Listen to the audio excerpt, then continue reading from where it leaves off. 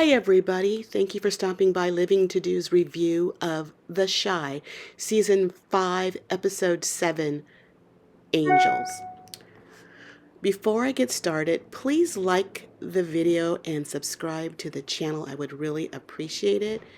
And let's get started with the review. I really enjoyed this episode.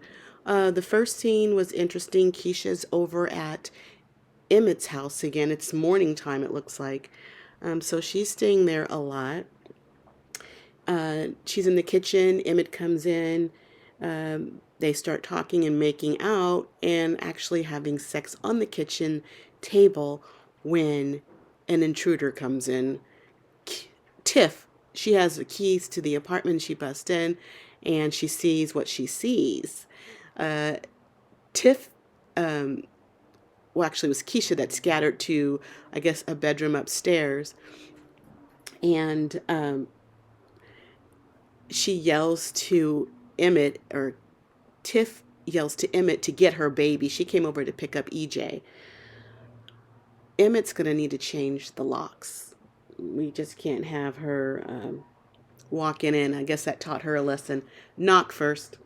So Emmett gets EJ, and by this time, Keisha comes down to, she's dressed now. Looks like they're going to school. And Tiff is going to take EJ to school, and Keisha's off to college. She's getting her stuff, and I guess she sees something of, I think they're gloves that are on her bag, and then she gives them to Tiff, and Tiff takes them. She doesn't say thank you, and she says goodbye to Emmett and leaves. Now that Tiff and Emmett are alone, Emmett tells Tiff, if you're going to be mad at somebody, be mad at me. So it's, it's hard for Tiff. Everybody thought she wasn't going to get mad. She's mad. She tells him not to be late for the parent-teacher conference that is that particular day. And of course, Emmett has forgotten. But we do see them at the parent-teacher conference. They're talking to Miss Green, and they learn that EJ has a learning delay, and they want to know if he's being read to at home. Emmett says, he does, but not every night because he's tired. And Miss Green wants to put them on a schedule, saying you guys need to share that responsibility. Tiff tells the teacher that they're not getting along. The teacher's like, so I don't care. EJ's the priority. Make him the priority. The fact that they were bickering in front of the teacher, he was talking about how she filed for a divorce, Tiff did, and now moved in with her weed supplier. Do you need to say this at the school? I mean, and the teacher had to scold you because you both act so immature. They really shouldn't have kids at all. Keisha's far more mature than these two are. However, Keisha's having a hard time at school, in college, in the dorm, studying with the baby crying and loud noise with her neighbors, that her counselor recommended that she go back home to get, to be with her family. She has a support system there.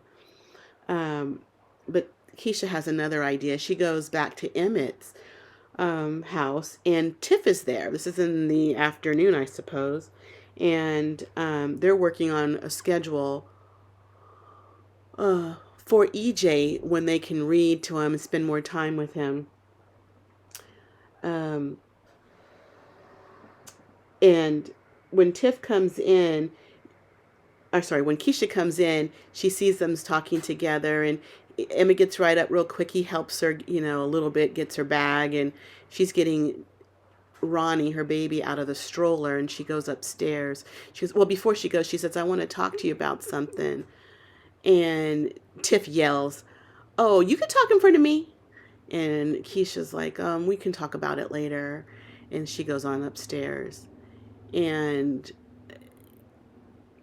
he wants to tell her to be nice. Emmett wants to tell Tiff to be nice to Keisha, and he just says, and Tiff says it's hard to digest, I guess them being together.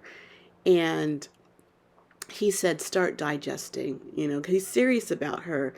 It's more than just sex. He cares for her. He really cares for her. Um, so later, uh, Keisha asked Emmett if she can move in because, you know, she's having a hard time with the baby in the dorm room, and the counselor has told her, you know, to go back home to her support system. And Emmett is a good guy. He didn't have to think about it long before he told her, yeah, yeah, you know, you could move in. That might work. You know, he tells her, you know, they're having an issue with EJ and his learning delay, that they need to read to him more. And she says, I can help with that. So it looks like they're going to have a little, you know, be playing house with their 4 kids. And I hope that works out. Okay, so let's move on to Kevin and Lene. They're playing video games in his room, and he informs Lene that he's going to be doing a gaming competition, and there is a bag to be won of $25,000 for playing a video game. He talks her into going. She seems reluctant to go. He tells her that Simone will be there too. And Lene says, she gets on my nerves. And he says, she's different, but she's cool. They go to the competition. Simone's already there. And she brought crystals for Kevin as good luck charm, you know. And Lene's looking there, and she's just like, what?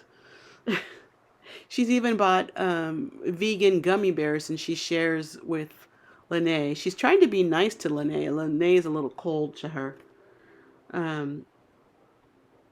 She's just different. She's positive, but she's a little quirky. And she tells Lene, you know, she'll have good thoughts can become reality. And you know that Lene's going through so much. Her brother, I think he's in jail, and she's in between homes. She's staying with Kevin. She has nothing that she can see that's positive in her life. That's why she has that old grumpy look all the time. Kevin's team wins the competition. I think there's like 5 people, let's say, on the team. So it looks like he gets like $5,000. And Simone talks Kevin into giving Lene about 20% of his winnings because she's the one that helped him a lot in his gaming career. A lot of tips that she provided him showed him that he's been using to help him get to the next level. And so it's only fair that she should get some money. Actually, I don't think it is fair. I mean, that's fine that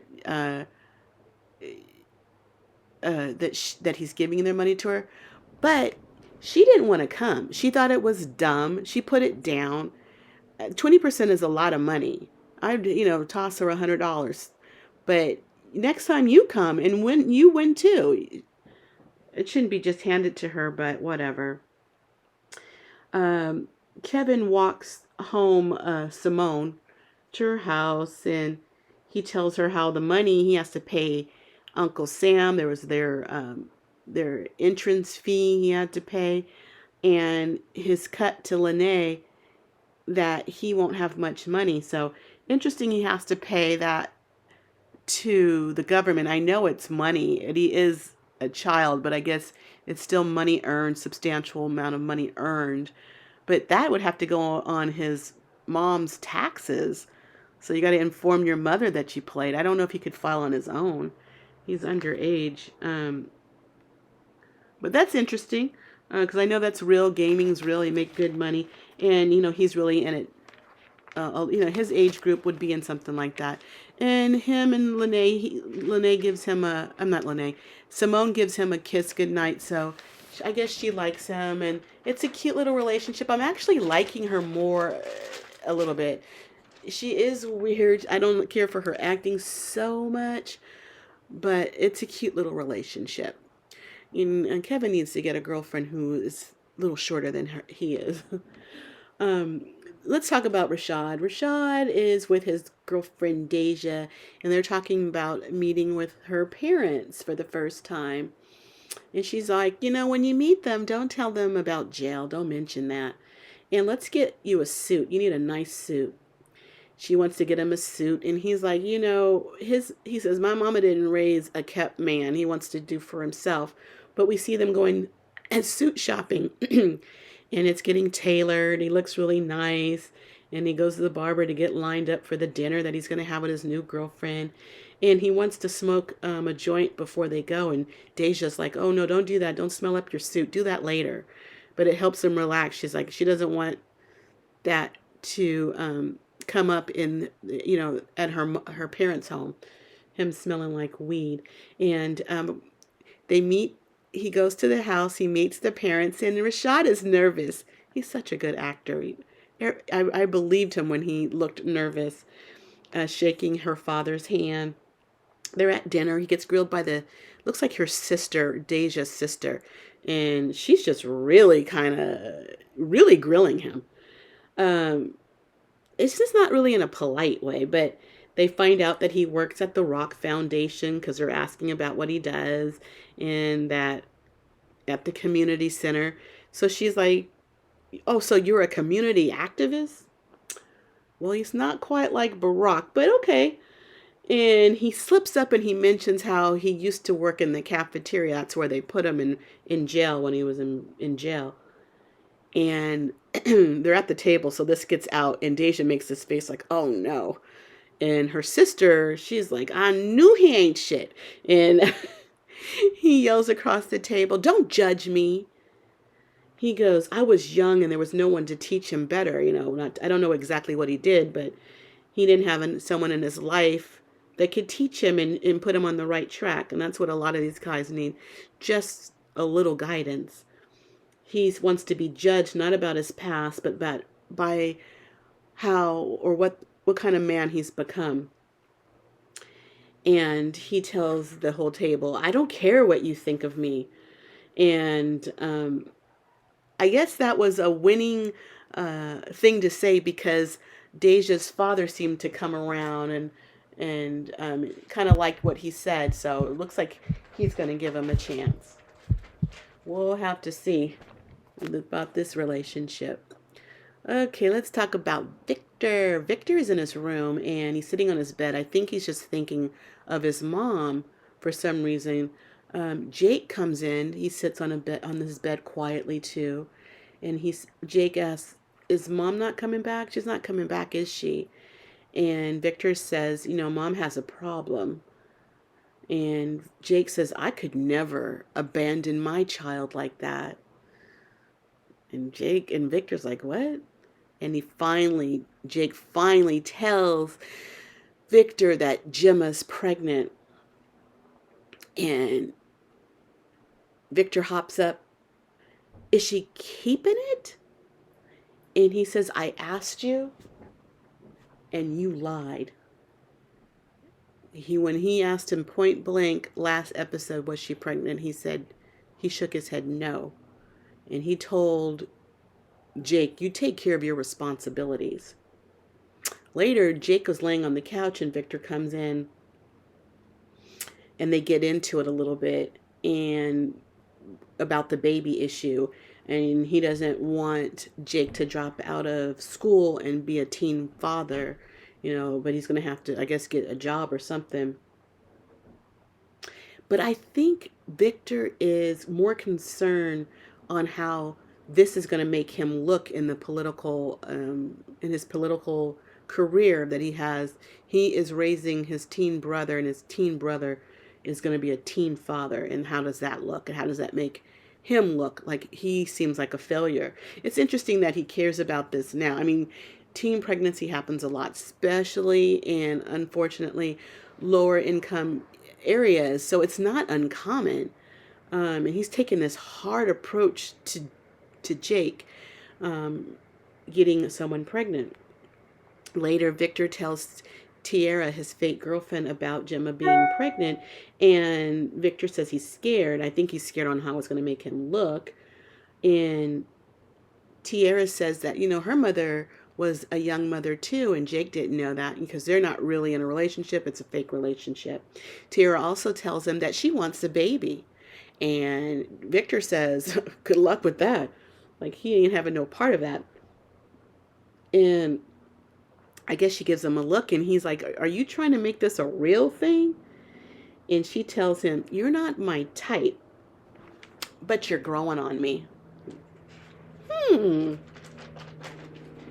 She really isn't his type. She's a little too, I don't know. I don't know. Victor makes his way over to Fatima's house. He seems excited about seeing her. She comes to the door in her lingerie, and she has company, and she doesn't let him in. And she's basically, it's not a good, she basically says it's not a good time. And he gets the hint. She goes, we're not exclusive. And he goes, call you tomorrow. And he's like, I'm busy. And he leaves. And he's hurt that she didn't make him her one and only. You got to make it official for that. Later, Victor tells Rashad, they're drinking, and he tells her that, what happened at Fatima's house, he's not her only dude. He has to claim her so he won't lose her. And Rashad's happy about his relationship. He tells him all about his girlfriend's parents and his evening and how that went, which did pretty good. In the episode, we also see Gemma talking to her dad, Marcus. And he's like asking her questions. Have you given any thought about open adoption? He's really a supportive father. Unbelievably supportive. It really interesting because they're like middle income, upper middle, what is it? Middle upper income. And he has this pregnant teenage daughter that he's raising alone. And, he's not down on her in any way. Not like Victor is to Jake. He's really understanding and supportive in all her choices. Though I think he has fears about, how she's going to live her life and their future. And she tells him she can't let his fears dictate her choices because it's her life, basically. But then again, you have these choices because of him. He's given you this nice life where you have options. So, if you didn't have him, he is your financial support system, your emotional support system. And without him, your choices would be very, very limited. I don't think she takes that into too much consideration. It's always her body, her choice. Later, Gemma and Maisha are working on music together, in business together, and Maisha says, or Gemma is very critical of Maisha not using the stage. She needs more of a stage presence. She really isn't giving anything really positive to say to Maisha, and Maisha points that out to her, like, don't you have anything positive to say? And she works on it some more, and then she gets it down a little bit more to Gemma's liking. Gemma notices a letter on the copy table for Maisha, and it's a college visit. She gets to visit a college. I guess she's invited to visit the campus, and she doesn't want to go because she's having more fun doing her music thing with Gemma. She says college was always her mother's thing, not really her thing. So is Maisha gonna forget those college dreams and just go straight into music? She does give a great performance. They have her at somewhere performing, and then friends are invited to see her, and her friends are, Lene's there, I guess after the gaming competition. She went over there. Gemma invited Papa. Papa's there. He brings Bacardi. They go through the door, and Bacardi doesn't pay his $20. He's getting in a little scuffle with the security, and Papa pays for him. He comes on in. Bacardi also notices Lene. He seems to have an interest in her. He likes her braids. They watch the performance. During the performance or towards the end, Bacardi, you see him thinking something's not sitting right with him. He goes back to the front door where he got into it with the security doorman, and they get into a bigger scuffle, goes into a fight. I don't understand how Bacardi thought he he could take this man on. Um, he fires gunshots in the air, and people go to the floor, and I think Gemma is slammed to the floor. I don't think she's shot, but I think she gets slammed to the floor, and it doesn't look good. Maisha runs to her and she screams for help. We see an ambulance coming, and we see her. We see a next scene where at a hospital, and her dad is coming through limping because he got beat up last season, so he's limping, and he's asking about his daughter. The nurse, he needs to know information on Gemma St. John, who was sent into the hospital, and Jake comes in too. One thing I have to say, Gemma St. John. It's these names on all these shows, especially the black TV shows. We are using the same character names over and over. I know it's St. John, and on Power it's St. James, but that's just too close. And these names, I'm hearing Marcus too many times in too many shows, Tasha, and all these names. We got to just get more original with our character names. The doctor informs the dad and Jake that that Gemma's okay, but she lost the baby. Papa hears this. He's like, "What baby?" Not everybody knew that she was pregnant. Maisha explains that she saw from the stage that Bacardi got into a fight with somebody. There were shots fired, and that doesn't sit well with Jake at all. Hearing the name Bacardi had something to do with the loss of his child. Gemma is laying in her hospital bed, and her dad's there, and he's comforting her. And Jake comes in, and Jake gets on the bed with Gemma, and he holds Gemma. And Gemma's, she's apologizing. She's saying that she's sorry, and it was just so sweet how Jake went to her side, got on the bed, and just held her. And Marcus is outside of their area, just watching them. I really like Jake. What a cute little boyfriend to have, and he really cares for her. But Jake goes home, and he's mad. He's real mad. He goes home, and he's very upset. Victor sees him when he comes in. He doesn't know what's going on. He gets up and he hugs him. He holds him tight, and Jake just cries hard in his brother's chest. And later, Bacardi comes to their house because he's been staying at Jake's house. Well, Jake sees him at the door, and he just punches him in the face and just beats on him. And he screams, "I lost my baby because of you. Get out." He's like, and Bacardi's like, "I didn't know, I didn't know. He didn't know that the fight that he caused lost somebody else's life." And Jake throws his bags at him, tells him to get out. And Rashad backs what Jake says. He goes, "You got to go. You got to go." And Victor cuts his eyes at Rashad because you brought this man in here, this boy in here, and he's caused all this trouble. And Bacardi, he just goes to Papa's house, knocks on the door, and asks if he could stay there. Because Papa knows. He knows the baby was lost. It had something to do with Bacardi. He knows why he's there. And then we see Marcus, that's Gemma's dad. He's in Gemma's room. He's putting the covers on her in her bed. And he's starting to walk out. And Gemma asks for him to stay. And so he lays on the bed with her. And it's just so sweet. That's her only parent. I guess her mother is around somewhere. But she's just lost her child. Gemma lost her child, and she's there with her dad. And later, her dad, we see him in a room by himself, and he just starts crying. He's all alone.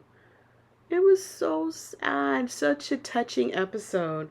It was a really good episode. I really enjoyed it from start to finish. It was played very well for the most part.